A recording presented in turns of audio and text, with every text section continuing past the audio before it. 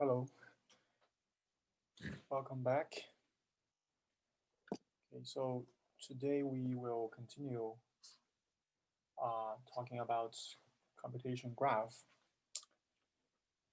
And last week we had a very simple example um, demonstrating, use a very simple example to demonstrate how computation graph can be used to compute an output given the input.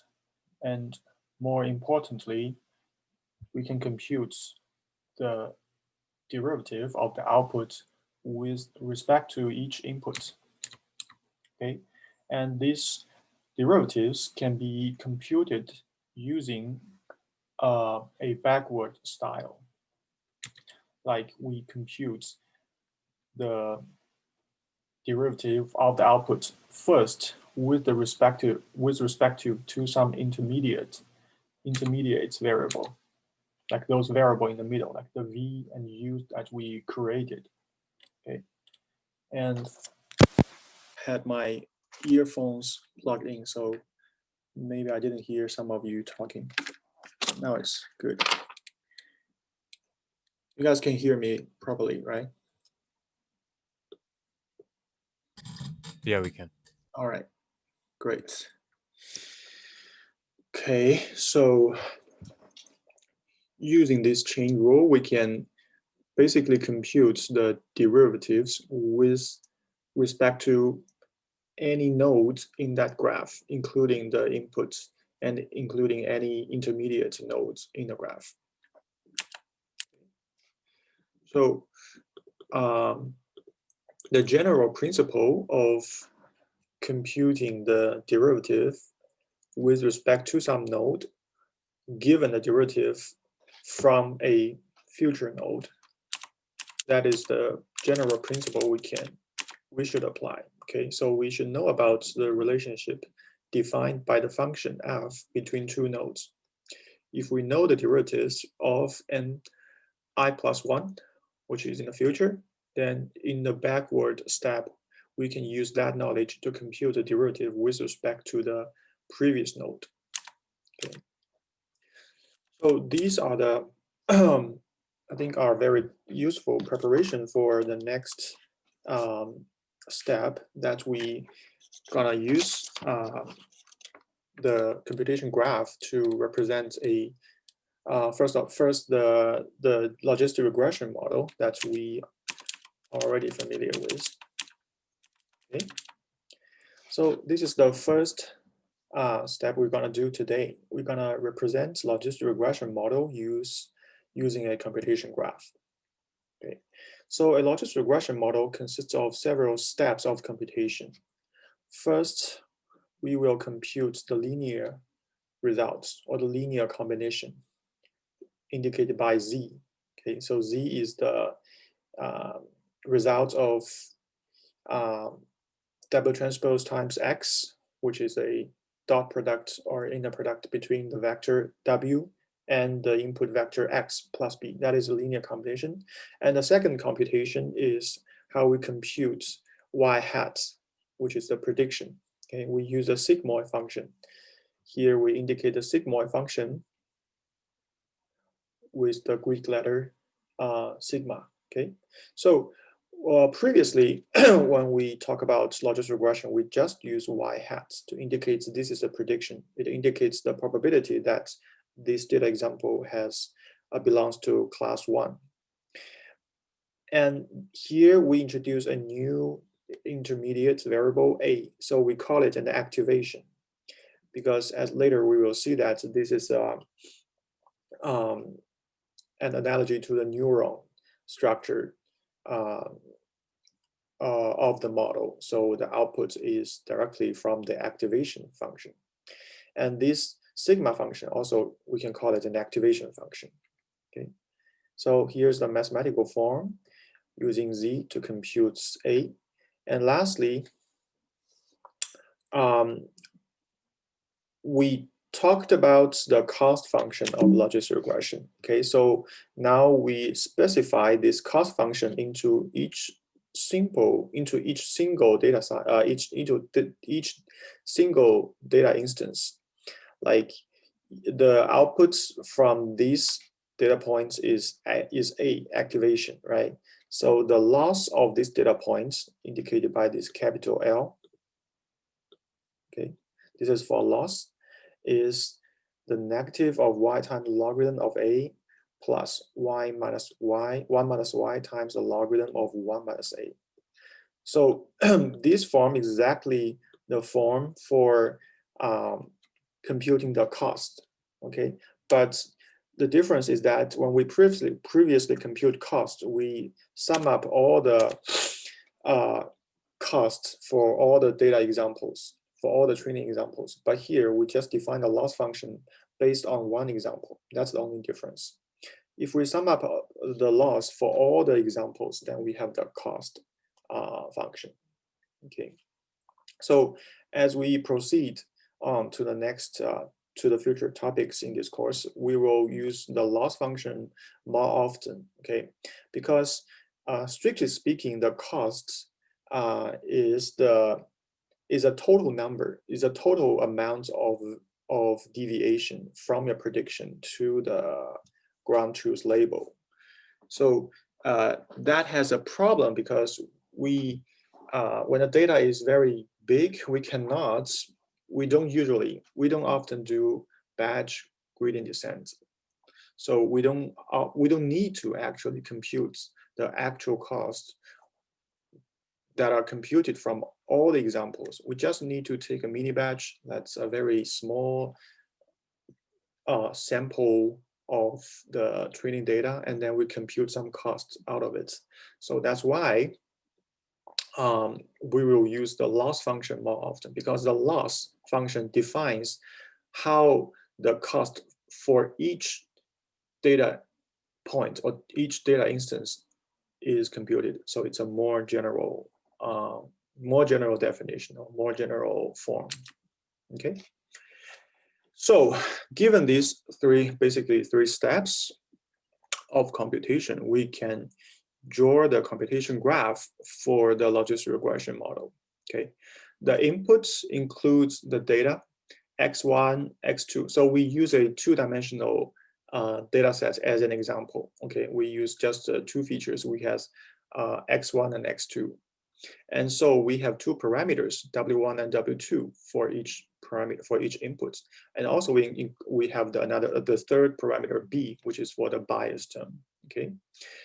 And the first computation is if we look at from the forward perspective, the first computation is how we compute Z. And then we use the results of Z to compute A. And then lastly, we use the activation A to compute the loss. Okay, so that's how the forward pass is like in a computation graph. So now when we train this model, we want to know the derivative of the loss with respect to the parameters W1, W2, and B, because we want to tune these parameters using gradient descent. So we want to know the gradients of W's, W1, W2, and WB, right? So previously, Professor, I have a question. The reason why you circle W1, W2, and B rather than X1 and X2 is that because we are going to regard X1 and X2 as constant, right? Yes, that's true. Yes, because we don't need to know about the gradients of X1 and X2 because we don't need to change them. They are fixed, they are data. That's something we don't need to change. We just need to change W1, W2, and B. So that's why they are in a box, they are in a circle. They are part of the graph. Okay, and just compared to the previous trivial example, when we do the trivial example about the UAB or something like that, all the kind of like a variable that we show in the previous model is that they are all going to regard as the variable, right? Yes, yes. Okay, yeah, that makes sense. Okay, thank you. It's a good question. Okay, so we know that even without the usage of computation graph, we can actually compute the derivatives of the loss with respect to W directly. And if you remember, we also used kind of the chain rules in those in that previous lecture. Okay, so now we want to make it more, make some more fine-grained analysis using a backward style, using step-by-step backward style. Okay, so we will start from the outputs and take one step backward, which is from the loss to the activation. So we treat the activation A as an intermediate variable. Okay, so we want to compute the derivative of the loss with respect to the intermediate variable A. Okay, because so now let's clean up the page. Because we know the form of loss is this. It is minus y times logarithm of A plus 1 minus y times logarithm of 1 minus A. So if we treat A as a variable here and then take the derivative of L with respect to A, then we will have this form because that's the property of the logarithm function, right? So then we will keep the results here because the derivative of L with respect to A will be used in when we try to combine all the steps using chain rules. Okay. And next we'll go further one more step to the left. Okay, so here one notation we will use is to use dA. Okay, we use the dA to indicate this expression, to indicate the derivative of L with respect to A, because this is too complex. We want to use simple form because in programming languages, we want to use a simple variable name to indicate a quantity. Okay, so we use dA to indicate the derivative for A. All right. Then one more step to the left. So now we want to compute the derivative of the loss with respect to Z. Okay, so that is something that's our goal. Okay, but in order to compute it, we need to use the chain rule. Right? If we decompose this derivative into these two parts, then we already know these parts, right? That's the dA we just computed. So we just need to compute the derivative of A with respect to Z. So we need to use this form. We know that's the connection between Z and A, it's a sigmoid function. And we already know that the derivative computed from a sigmoid function can be expressed by this expression. This is the results from a previous practice we have done in the previous lecture, right? That's also the property of a sigmoid function. Okay. So now we know the derivative or the gradients of Z. So we will mark this quantity as dz. Okay.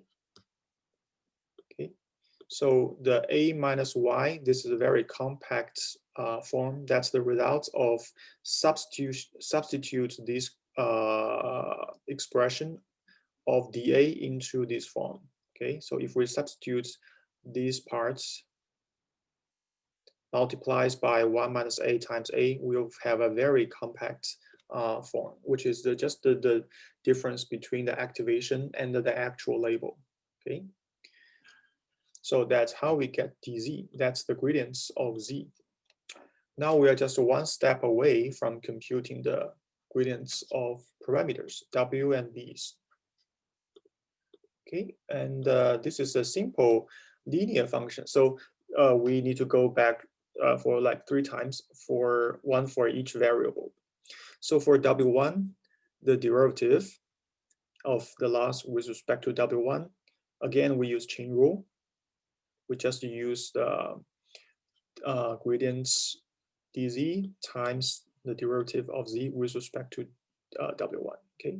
And x1 is the results of taking these derivatives because this is a linear function, okay? So this is the quantity for the gradients, and we call it for W1, so we can call it dW1, okay? And likewise, we did the same thing for dW2 and the dB, okay? And now we have the gradients computed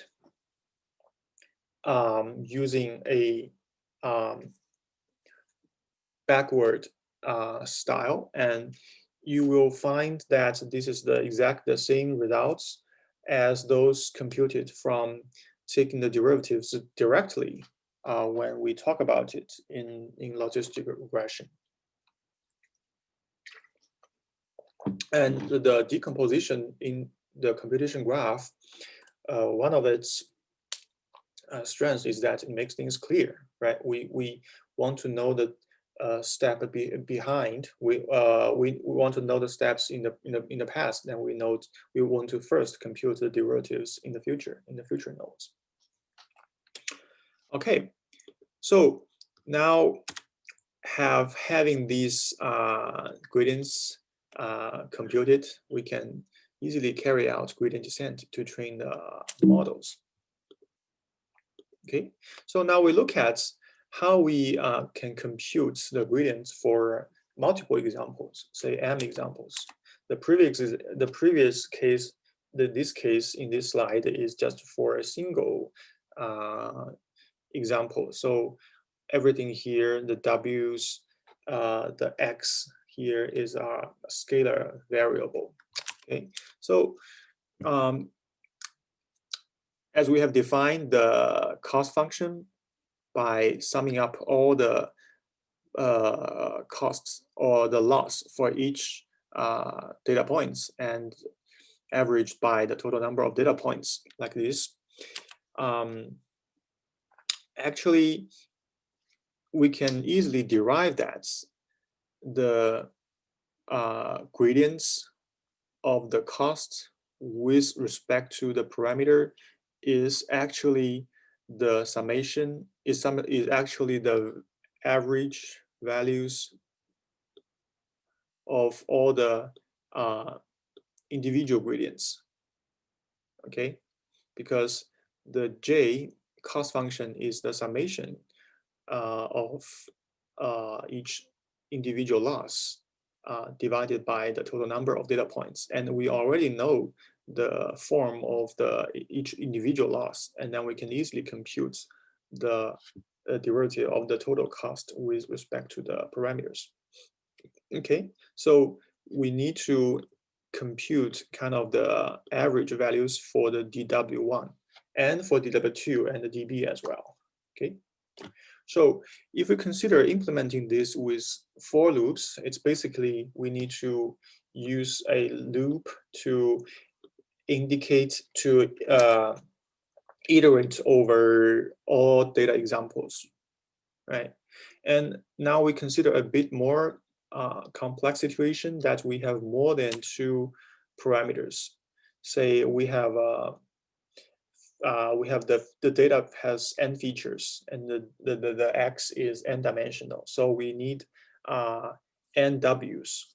So we have w1 to wn, and we have a dB as well. So we first need to initialize all the gradients for the parameters to be 0, okay? And then we need to accumulate them by iterating over all the data points. The for loop iterates from the first to the nth data points. And for each data point, we first compute the forward pass in the data in the computation graph. Okay, so this z step and a step is the forward pass. Okay, and then we use the backward style that we described in the previous slide to compute the gradients of z. And for each parameter, this inner for loop iterates over all the parameters from w1 to wn, and for each parameter we need to accumulate its gradients, And this form, xj times dz, this is exactly the form that we derived, right? Because we have derived that the W1, the dw is in this form, right? The dz times xy, and dw2 is also dz times x2. So we simply use this result to compute the to accumulate the gradients for each parameter, okay, and also for dw. Okay, dw is simply the gradients of z, okay, dz.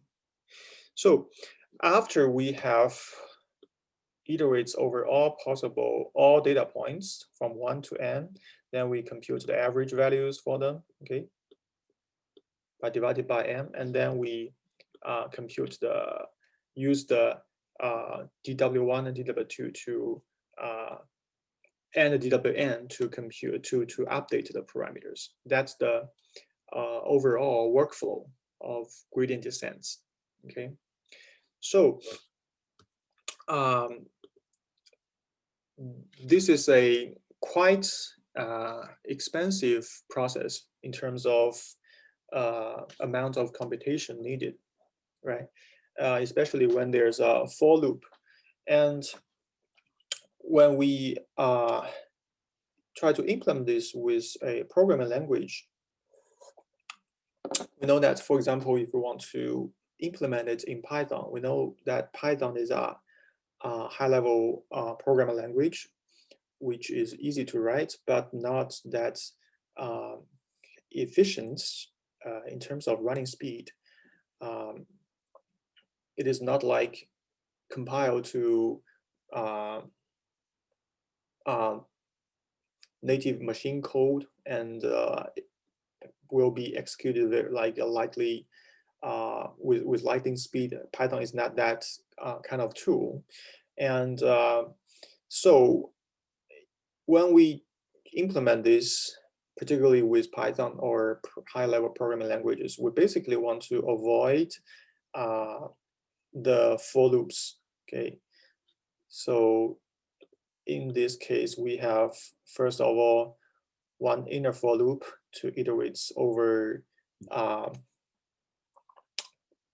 the features or all the parameters from 1 to n.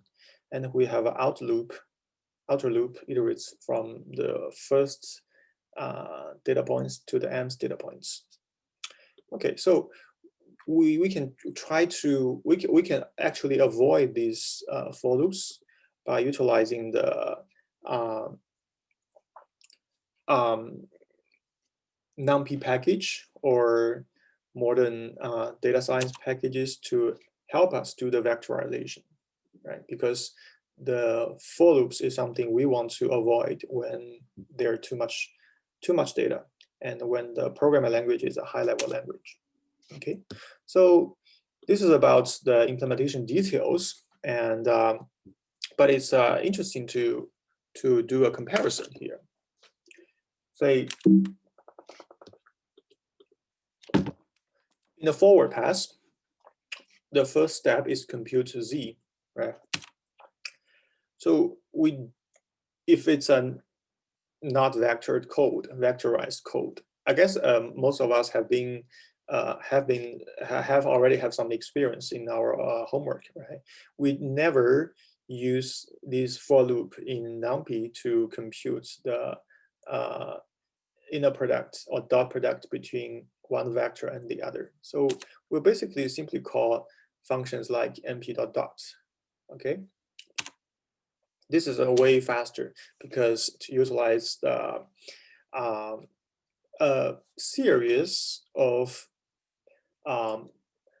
parallelism mechanism that are used in the built-in functions of NumPy. Okay, so if we do a simple experiments to compare this the efficiency, we'll see that there's more than hundreds of differences.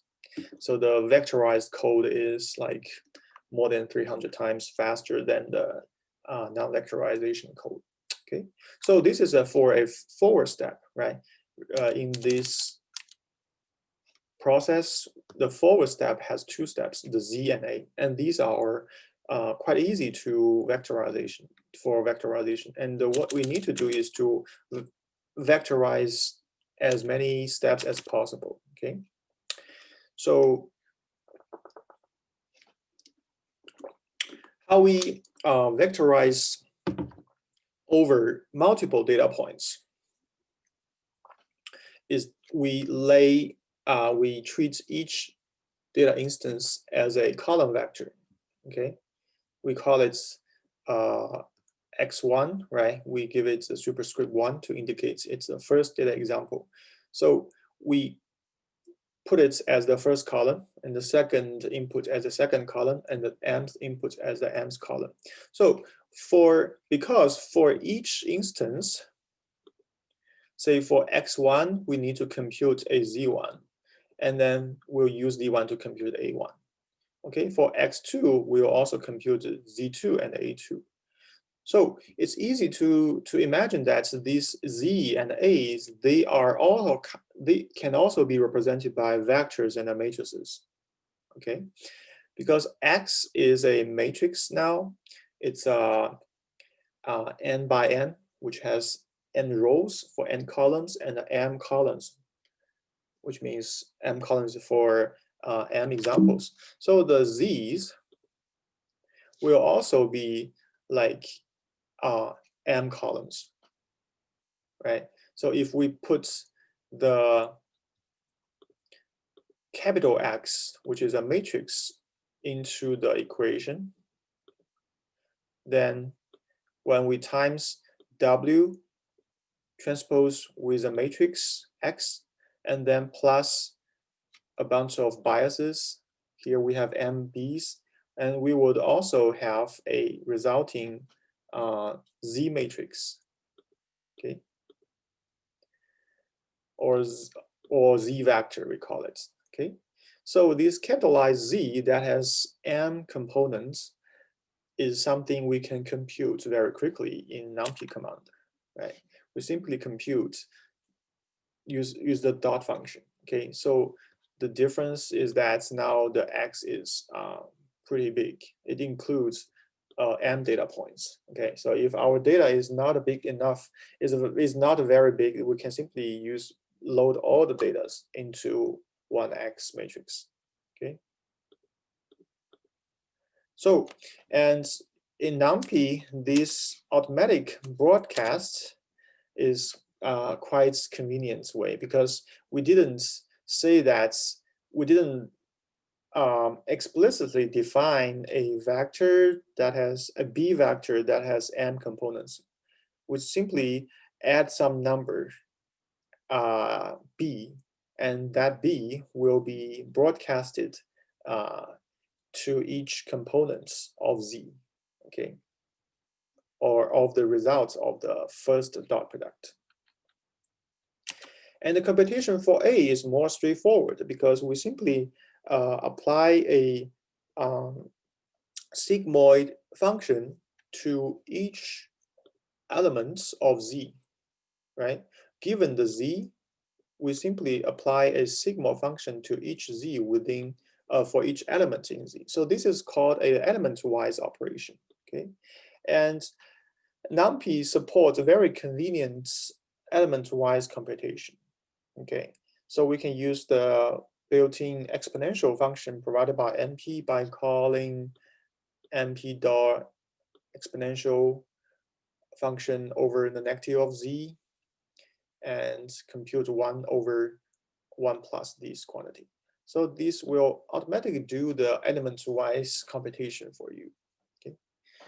So I think this is already, you have already seen this in logistic regression assignments. Okay.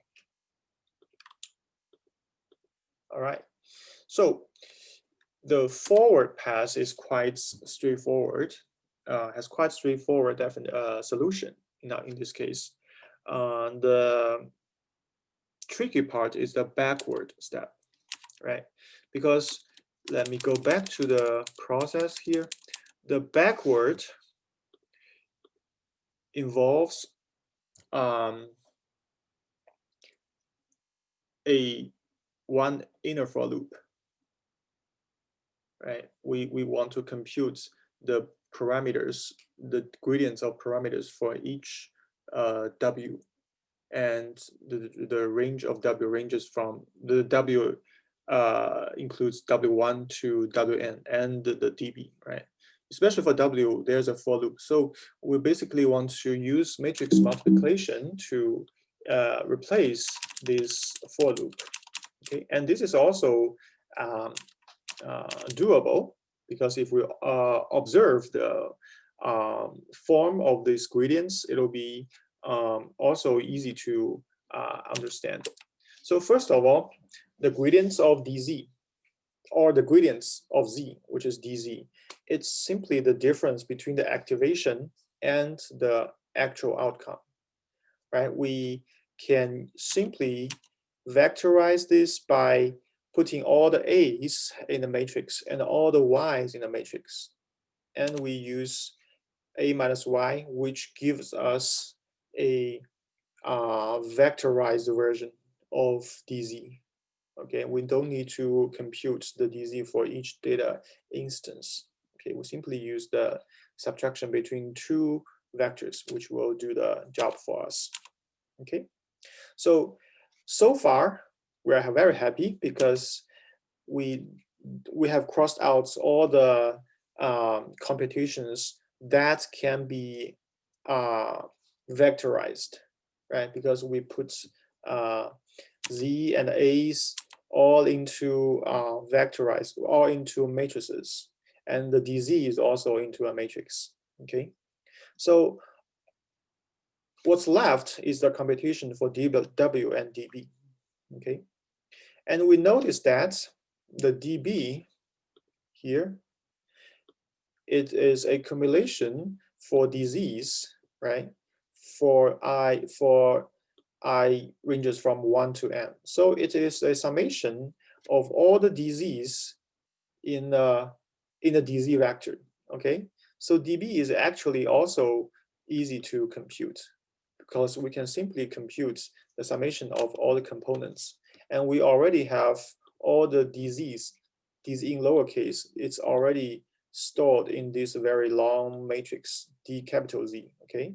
So we can simply sum up all the elements by calling this np.sum over the D capitalized Z and divided by n, so that we have this computed, right? So we don't need to worry about the dB, because it's easy to compute. So the only thing now we have a concern about is dW. Okay, so dW, when we write it in this form without the subscript J, we are indicating dW as a vector. Okay, when we have n features, the dW is a feature that has n component, is a vector that has n components, and we want to compute the gradients for each of those n components.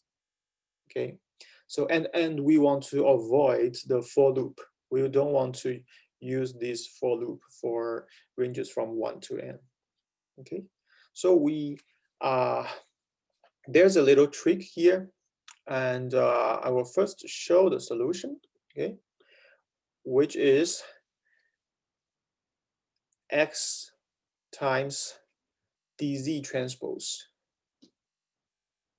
and this 1 over m times 1 over m. This 1 over m is for the averaging purpose. So essentially, it's x times dz transpose. Okay.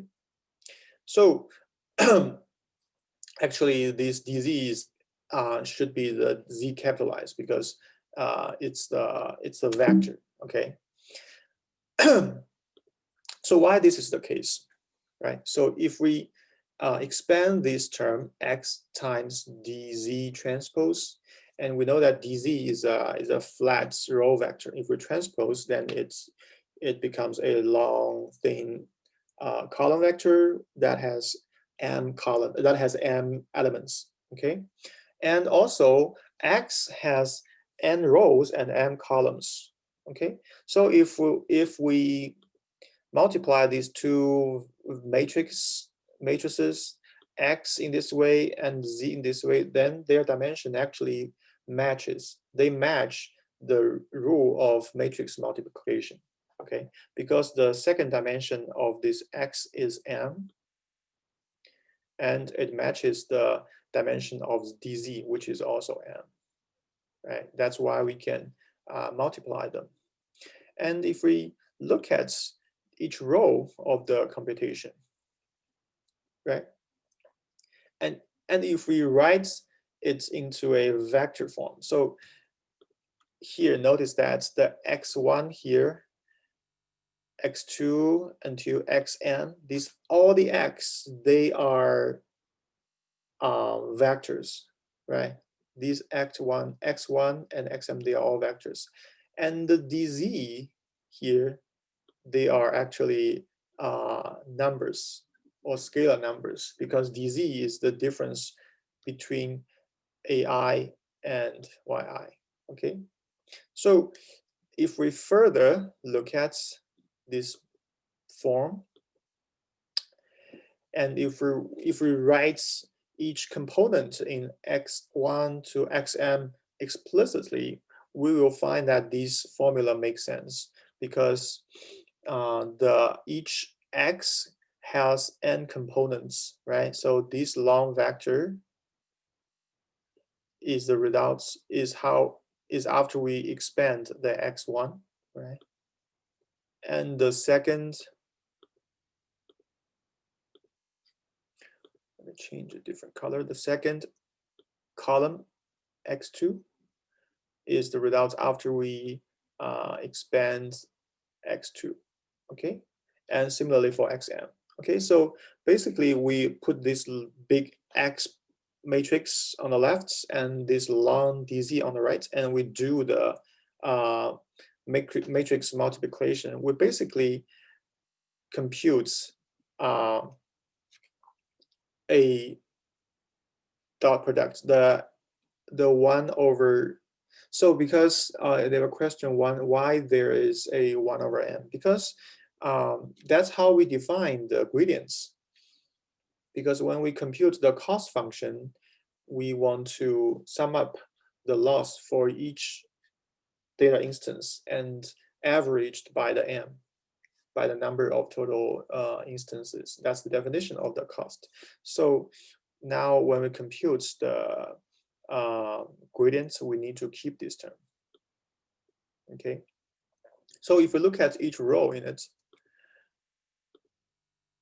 the first row is 1 over m times a dot product between the first row of x and the whole dz's. Okay, and the second row of the results is the second row of the x and dot product with the dz. Okay, we basically take the dz out and compute a dot product between the second row. So that's how we compute dw1 and dw2. Okay, so if we look at each components in this computation, it follows exactly the mathematical definition here, right? Because for each component dwj, we need to accumulate over accumulate over the x times dz for all the i's. Okay, so this matrix multiplication will do this job for us. So that's why we also cross this out, and we can avoid using the for loops, but use these matrix multiplications. Okay. So I think this step is quite important to understand why this matrix multiplication will give the gradients for the DW. Okay, and this is also a basic step of analysis that we will use when we design a neural network or design a backpropagation algorithm for a neural network model. Okay, it's already very similar to the backward backpropagation algorithm, but it's just within one single neuron. Okay, so one more observation for the resulting DW is that it has n columns. That means it's the same dimension of the input data instance, right? Each data instance, we have n columns. So the parameters we have n parameters, and the dimension of the gradients of the parameters is also the same. Okay, and that's why we can use it to update the parameters. All right, so let's look at a vectorized version of the computation graph. Okay, it's a bit different from the previous one because now we use the capitalized X to indicate the parameter. Okay, to indicate the data, not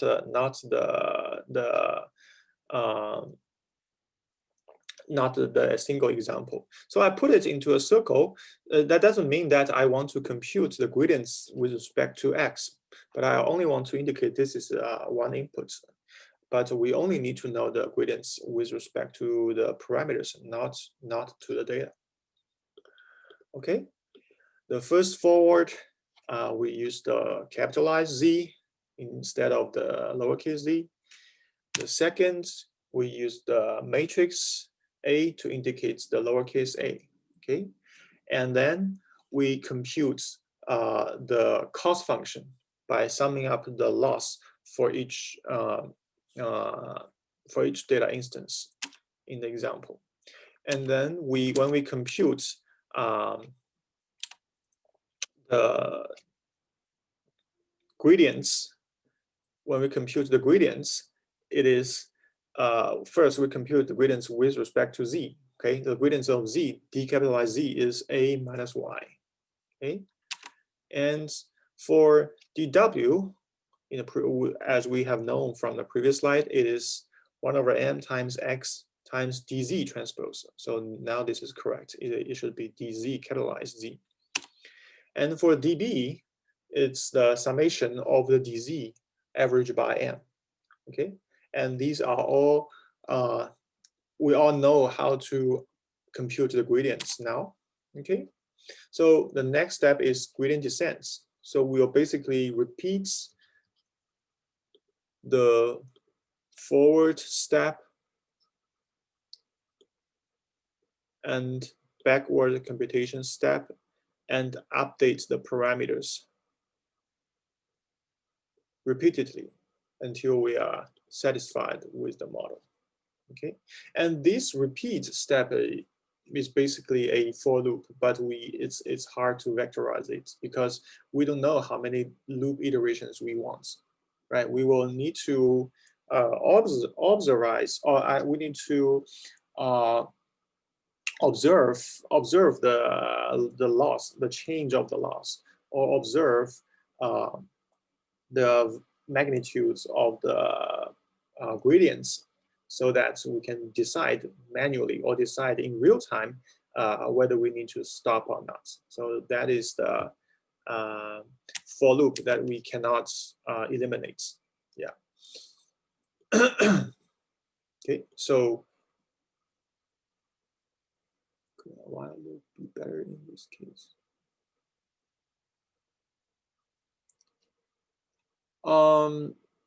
In most practices, people would still use for loop in experiments because we want to define how many times in total we want to go through the whole data sets, the whole training sets. One total pass or one complete pass or one complete go through of the total training data set is called one epoch. Okay, so a common practice is to go through a fixed numbers of epochs. So and then we observe the resulting model by tested on some external testing sets. So I think for loop is still a common practice.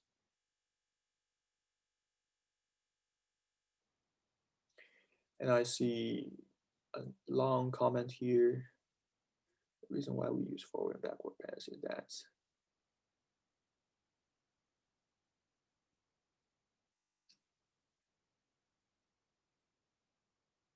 yeah, because the analytical solution of computing DJ with respect to X and Y directly is a very complex one. And well, the activation function requires forward pass to calculate. Yes. Into Y and activation function. Well, the activation is already computed in the forward step, so it can be saved for the later in the later backward computation. Yes, I think you're basically correct. Yeah. Okay, let's proceed. So now we have a very compact form of the logistic regression computation, and then we can wrap it into a single unit. Okay. And I still use the previous the non-vectorized version, right? But it's basically the same thing. We can put everything like the Z step and the A step as one node. Okay, we put it into a circle and we call it a neuron. Okay, and in a neuron, it has two parts. Okay, when we use a single circle, this one in the middle to represent a neuron, then it has two parts. The first half is to compute the Z, and the second half is to compute the activation function. Okay, and in this case, we take some inputs. So now we have an additional input x3, other than x1 and x2. Actually, we can take arbitrary number of inputs. Okay, and the neuron, the first half of the neuron will compute the linear combination between the inputs or input sources and the parameters.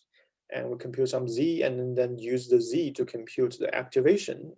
And the activation will be the straightforward, will be the outputs in this case, or it can be connected to some other neurons. And that is basically how we compute neural network. Okay. So here I showed how a very simple neural network look like. Okay, it has 3 neurons in the first layer. Okay, and we call it with respect to the first neuron here, we call the left half to be Z subscript 1. This subscript 1 indicates this is the first neuron within this layer. And the number 1 within this square brackets indicates this is the first layer. Okay, indicates this neuron belongs to this layer. Okay, and for the A1, we also use the same notations. The subscript 1 indicates this is the activation from the first neuron, and the superscript in the brackets, in the square brackets, is the layer number. So for Z1, we use a bunch of parameters associated with this neuron indicated by the blue color. Let me clean up a little bit, okay? So the W1 here is in blue. So it corresponds to the blue arrows. We have 3 blue arrows that point from X1, from X2, and from X3, respectively. And we also have a bias B. Okay, so this is how we compute Z1. And for A1 is the result of applying the sigmoid function on Z1. Okay, for Z2, we have a different set of parameters because this is a different neuron. Z2 is a different neuron than Z1. And Z2, so we have a different parameter called W2, W subscript 2, okay, which correspond to the yellow arrows in this case. And A2 is computed from Z2. And for Z3, it has the green arrows, right? The green connections. They represent the third set of parameters, W3, W subscript 3, okay? And the third B3 as well. All right, and for Z2, let's go to the second layer. Now the superscript becomes 2. So each neuron is kind of its own model. Yes, each neuron has its own set of parameters. It has its own W's and B's. And the Z2, of course, it has its own parameter, W2. So the W2 here is the 2 I'm reading right now is the superscript, okay? And it doesn't have a subscript because the second layer, it has only 1 neuron, okay?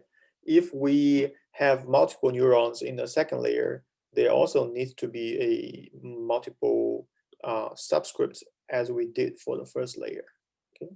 And for B2, we also have just 1 parameter, which doesn't have a subscript.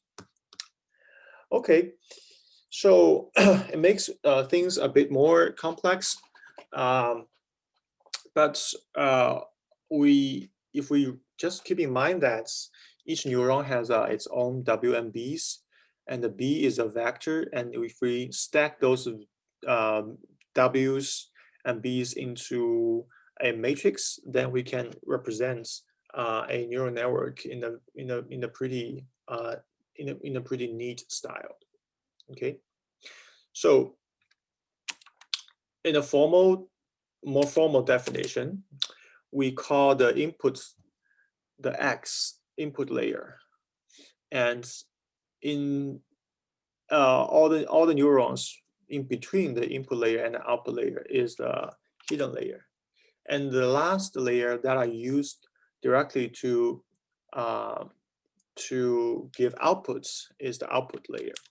Okay, and we sometimes also can use the notation of A subscript 0, using the 0 as a layer number so that we know it's 0 layer, but it's equivalent to use the data expression X.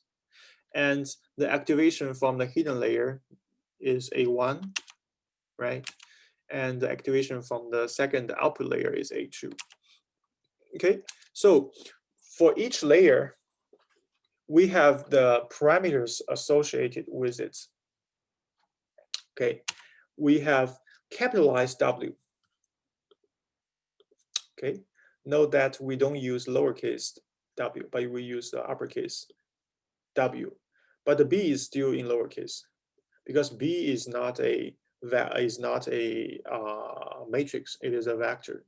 But for W, it becomes a matrix because for each neuron we have a lowercase w. Okay, and for the second layer, B is also a matrix. W is also a matrix, But this is a special kind of special form because we only have one neuron. Okay, but in order to be consistent between all layers, we use capitalized B to indicate the weights. Okay, the weight parameters. And the B's are in lowercase, and B is for bias, for the bias notation. So the general principle of notation is that we use superscripts, both superscripts and the lower and the subscripts. The number in the subscript indicates the ith units of the L's layer, and L is in the box in the square brackets. Okay, so this is a very typical two-layer neural network. Although it has 3 layers, but usually we don't count to the input layer. We just count from the first hidden layer to the output layer. If there is 1 hidden layer and 1 output layer, then we say it's a 2-layer neural network. If there's two hidden layers and 1 output layer, then we say it's a 3-layer. Okay, so these are just trivial ways to indicate the name of to name a neural network. Okay, so if we look at the parameters, the weights more carefully, then each columns and rows have different meanings in the weight matrix. Okay, so if we look at the first the weight parameter of the first layer, capitalized W1, and it has 4 rows, right? 4 rows. And the 4 rows are to generate the Z and the A's for each 4 units in this layer. Okay, because we have 4 units in this first layer, so we have 4 rows. And we have 3 columns because the inputs from the previous layer, from the input layer, is 3 inputs, right? We have 3 x1, x2, and x3 as the inputs. So that's why the shape of the parameter matrix is 4 by 3. Is a 4 by 3 matrix. Okay. So the ith column and the ith row and the jth column is the weight that connects the jth units in the previous layer to the ith units in the current layer.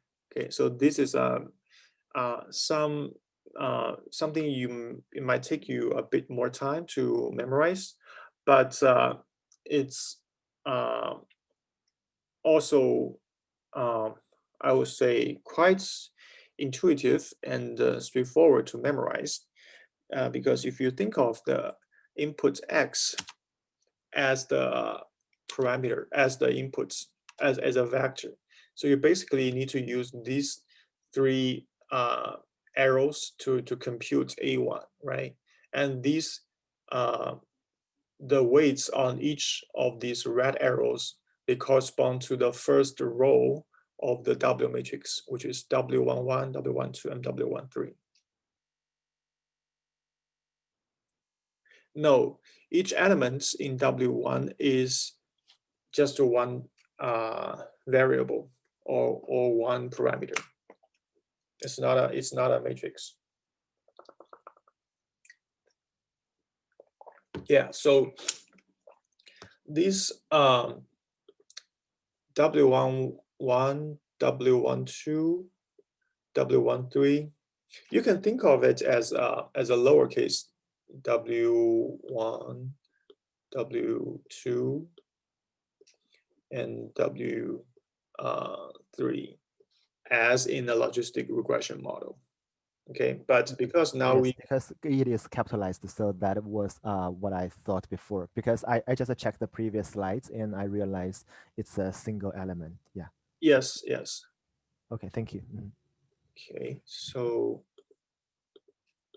yeah, and the B is a vector because for the first layer we have 4 output, we have 4 units, and there are 4 activation we need to compute. So we need to prepare, like we need to have 4 bias terms. Okay, and we some in some older textbooks, I think we will put a bias term or bias unit here, but some now we don't usually do that. Okay, and for the second layer parameter, it's a bit special because we only have 1 neuron in the second layer, so that's why we only have 1 row, and it has 4 columns because the second layer takes the outputs from the activation from the first layer as inputs, and we know that there are 4 neurons in the activation layer, in the hidden layer, so the number of columns is 4. Okay, so the shape of W2 is 1 by 4, and for the bias term, it is a 1 by 1 elements. Okay, so that's the a example of showing the shapes of weight parameters and the bias parameters in a simple neural network. Okay, so let's see how the forward pass goes in when we're computing the outputs using one training example. Okay, so here's another demo for the neuron. Okay, and the same computation applies here, happens here, indicated in this step, happens to each neuron in the first in the hidden layer. Okay, so when we compute the Z and A highlighted in the first neuron of the hidden layer, we need to compute Z1, okay, and A1. And for the second neuron, we need to compute Z2 and A2. Okay. So if we vectorize it, there are 4 Z's to compute and 4 A's to compute, right? And this whole thing, we can represent it by a matrix because each W is a row vector. Okay, and we stack these row vectors, then we will have a 4 by 3 matrix vector, which is the W parameter, the capitalized W here. And also we will represent the input X as a column vector. Okay, so this whole thing equals, we need to plus the B, which is also the 4 by 1 matrix. Okay, which gives us the Z vectors. The Z is also a 4 by 1 vector.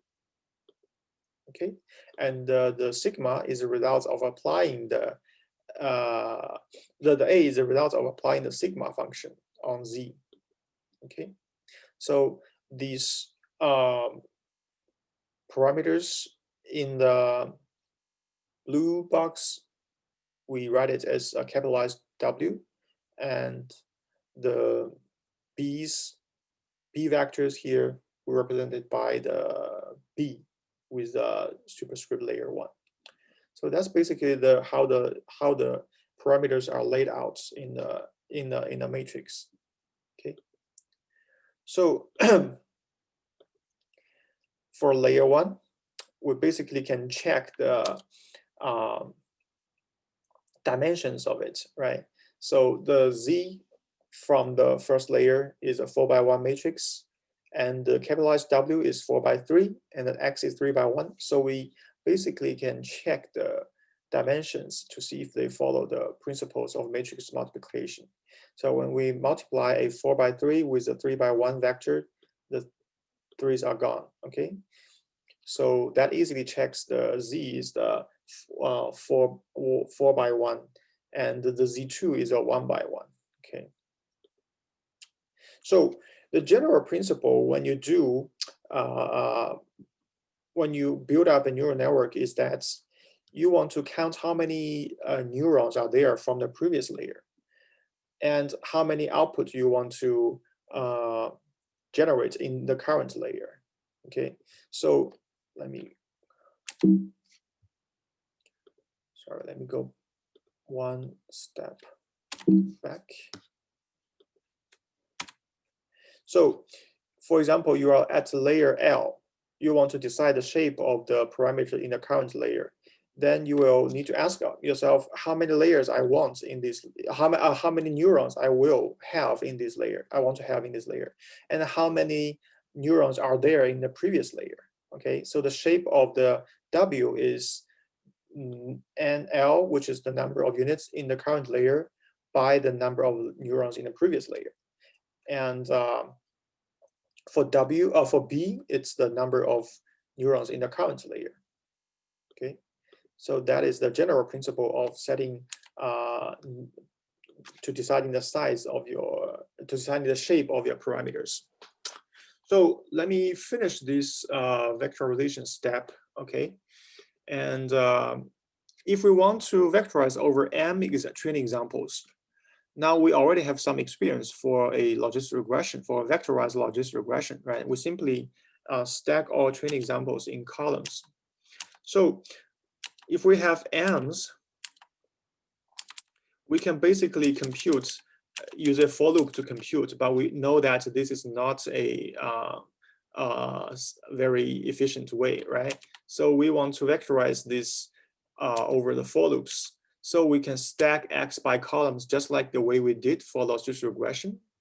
We can put the first instance, second, until the m's. We put it into an n by n column, which we have capitalized x, and we put it into the expressions of the forward pass for the neural network. So now the x is not lowercase, but it's capitalized K, and the z is also a matrix. And we feed the z to A, we got a matrix A, and then we connect A1 with W2, we will have Z2, and finally we will have A2 from Z2. So in this case, when everything is vectorized, the Z and A's, they're also matrices. Okay, if we take each column out, it's the same as a as the example we shown in the previous slide, because when we have a vector as inputs, then Z would be a vector and A as a vector. But now we just put multiple input cases into a matrix. So the Z will be a matrix that has m columns, and the A will have a is also a vector, is a matrix that has m columns. Okay, and they have the same dimensionality in terms of the number of columns. Okay, because that's the number of inputs instances. Okay, so recap a little bit of time. Instead of training one example at a time, we'll basically use the vectorized version that gives us outputs in the matrix form, and we can use this to basically represent the data and the intermediates representations in a very efficient way. Okay, so the final slide, why we call it neural network? Because such a structure, such a connection described by this kind of computation graph, they mimics or they are analogy to the biological neuron structures, because the neurons has multiple dendrites that connect from other neurons, and then it has a very long axon that will transmit the bioelectrical signal from one end to the output end. Okay, but the artificial neural network or the neuron structure is a very simplified version of the actual neuron cell that exists in our brain. And so people actually, there's still no very, hard scientific evidence showing that the neuron structure in computer science actually reflects the actual functioning details of the neuron cells in our brain, especially the back propagation algorithm that we were gonna talk about in the next lecture. There's no direct evidence showing that the back propagation is happening in the brain, but there's something similar. We are quite sure that the learning process indicates the tuning steps, but the mathematical description is still a simplification of the actual functioning of the brain neuron cells. Okay, so that's it for the lecture today. We have gone through the computation graph representation for first of all logistic regression, and then we simplified it into a neuron, and we stack multiple neurons into one layer, and we have multiple layers. Then we will have a very introductory level of representation for a neural network. So that's the so-called feed-forward neural network. So in the next slide, in the next lecture, we will enter the topic of neural network or deep neural networks, that we're gonna see how we train the neural network using forward pass and back propagation algorithms. And that is the basic building blocks of connect the components in the computational graph. Okay, so I'm considering maybe we can have a QA time in the next lecture, because we are done with assignments, and maybe I can show some solutions to the assignment questions, and especially for those that I receive a lot of questions, I can talk about it. And yeah, so for the next lecture, I can do a mix. I will talk about the neural network training and the assignment solutions.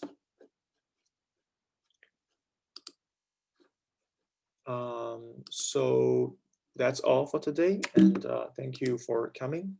Let